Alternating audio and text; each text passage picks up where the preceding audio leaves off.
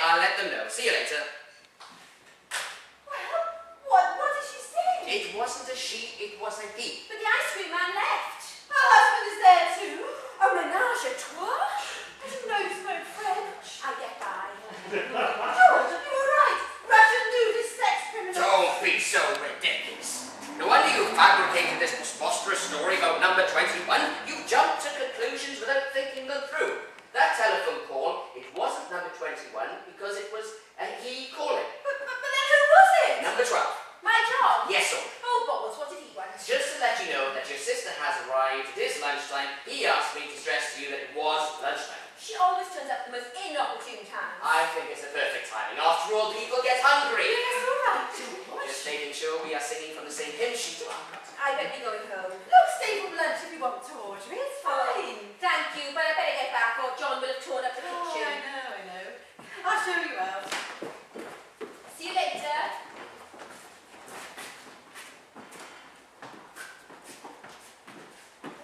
Bye.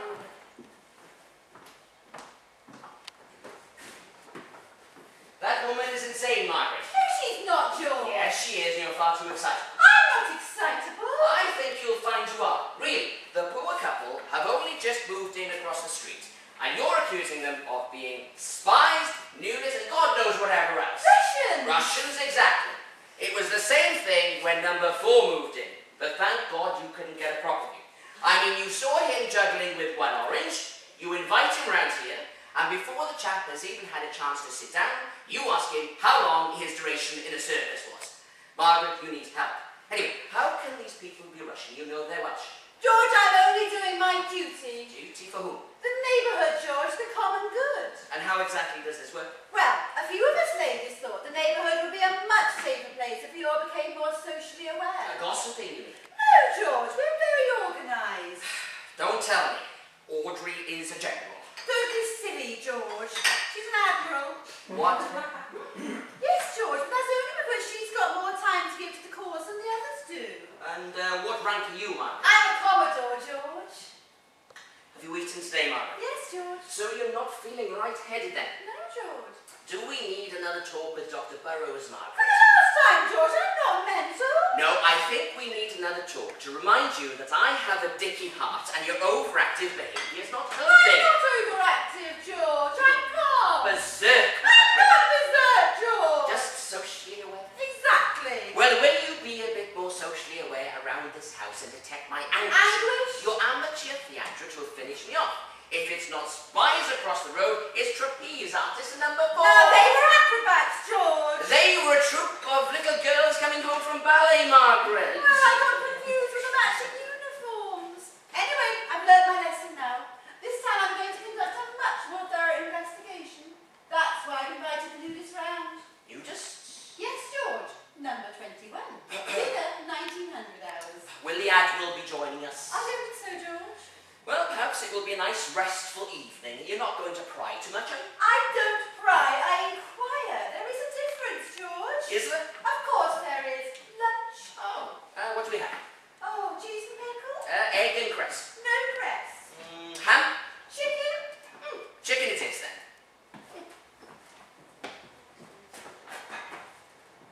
It's funny that the ice cream man should have gone there. What's that, George? Spying, are we? Oh, no, nothing of the sort. Oh, then what would you call it? Just becoming more socially aware, Margaret. Men!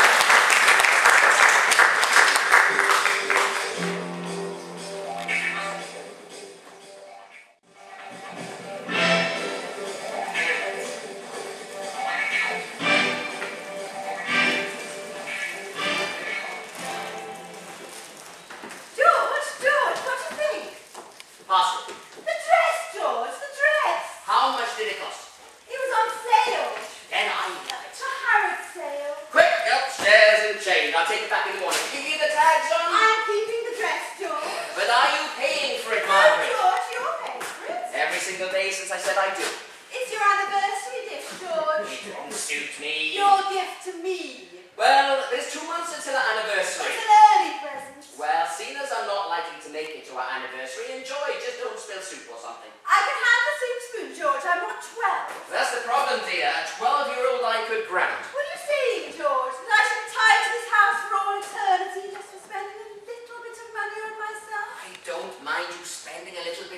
on yourself, but you'd go to Harrods to do so. George, I promise you it was cheap. I'm sure it was in comparison. Really, George? Must you rain on everything? I don't rain on everything. I'm just a firm believer that the best things in life are free. You'd have me dress in sacks if you had the opportunity. I don't think we'd finish all the potatoes, to be honest with you, Margaret. George, you're infuriating. Why have you not laid the table? I've been busy. Doing what? The books. Well, they can wait. We've got guests arriving in 10 minutes. No, Margaret, it can't wait. It's important we sort out our finances. Why? Is there a problem? Yes, Margaret, there is. Last month, you spent £247 on luxury. I'd hardly call clothes luxuries. It depends where you buy them. Stop dramatising everything.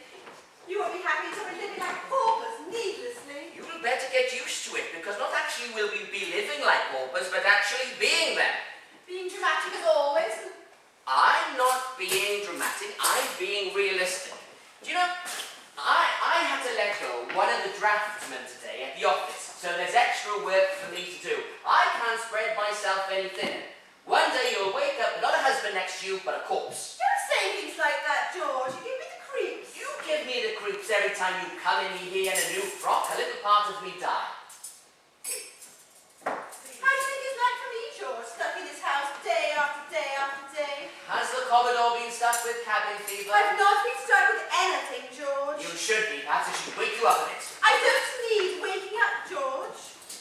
No, you need shaking, Margaret. Read my lips. You need to stop spending. Have you got that? Yes, George, I have. Good. Right. Now, what are we eating tonight? Lobster. Lobster. Yes, George. Where'd you manage to get those? I rang Derek. That must have made his day. Oh, it did, George. He's a greengrocer, Margaret. I hardly class lobsters as fruit or veg. Oh, they're not, George, but he knows people. Managed to get me 3 cheap ones and have them delivered. Frozen? No, George. Straight from the salt water tank. Well handed to you. Well done. Thank you, George. He also gave me £half-pound potatoes, free for his best customer, he said. I think it's time we change greengrocers, Margaret. Whatever for? He may have given you half a pound of potatoes, but I think it's your King Edwards he's after. He's harmless, George. That's to lull you into a false sense of security. One day, he'll pop over here with a bunch of onions and he'll ask you to marry him. Don't be silly, George. I'm not being silly. You'll pop over there for a few carrots and a leek, and he'll surprise you by the counter. We're not swapping greengrocers just to pander to your paranoia. I'm not paranoid, you mark my words. It's just being friendly. Friendly, there's a line, Margaret. Giving you a banana every now and again is one thing, but having lobsters airlifted to you is another. They weren't airlifted, George. You get my point though, Margaret? No, I don't. I think it's silly. There, how does it look? Magic. You're not helping. Well, what am I supposed to say? How do most people react to a table? I'm trying to make a good impression. You thought they were spies. Yes, exactly. So if we make a good impression, they won't kill us. Tomorrow I'm taking you to the doctors. Why, I'm not ill, George. No, just delusional. Well, you can hardly speak. You think the greengrocer's after me. There's a difference there, Margaret. The greengrocer is after you, and you just imagine the neighbours are spies. I can't see a difference. That Audrey woman is a bad influence on you. You don't like Audrey, do you? I have no problem with her. I just think she's a crackpot. She's not a crackpot, George. Yes, she is, and what's more, she's affecting you. Affecting me? Well, I can't ever recall a time that we lived in such close proximity to her that you ever had such a bizarre attitude to neighbours, can you? I've just learned the importance of being observant. There is a difference. That Audrey woman is a busybody and she's converted you.